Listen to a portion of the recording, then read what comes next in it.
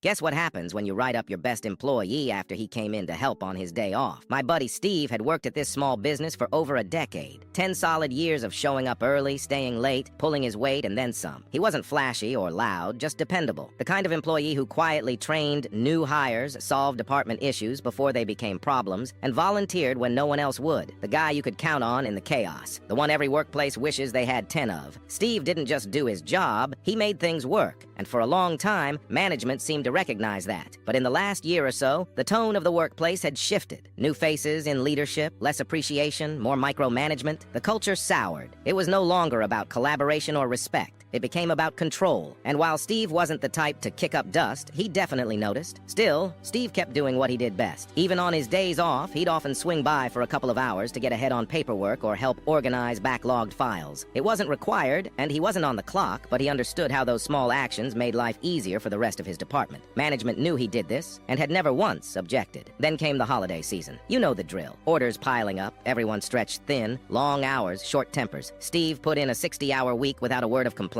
He had 2 days off coming. He could have spent them on the couch, but instead, he drove back in on day 2 to help clean up the mess everyone else was too buried to handle. It was mid-afternoon, and Steve was wrapping up when his manager stormed over and barked at him to stop screwing around and get back on the floor. Steve calmly reminded him he wasn't on the clock, just lending a hand, and that he'd be out of there in 5 minutes. But the manager wasn't hearing it. "Get your ass back out there," he snapped. Steve didn't flinch. "Not happening. I'm going home." The next morning, Steve was called into the office, scolded like a teenager, and handed a write-up for insubordination. Management expected him to take it. Maybe they thought he needed the job too much. Maybe they just forgot who they were dealing with, because Steve, he was done. He took the write-up without a word, signed it, and handed the paper back along with a sealed envelope. "What's this?" his manager asked. Steve smiled. "My 2 weeks' notice." It was like watching a light switch flip. Suddenly, the manager was backpedaling, trying to soften his tone. He asked Steve to stick it out through the holidays, said it had all been a misunderstanding. He even dangled a raise. Then the department head came in. More apologies, bigger offers, a fresh title, whatever it would take to keep Steve on the floor. But it was too late. Steve didn't raise his voice. He didn't need to. He just said no. Because here's what they didn't consider. Steve didn't need them. He was financially solid. His wife made great money, and his industry was in high demand. He was also days away from becoming a first-time dad. The timing couldn't have been more perfect.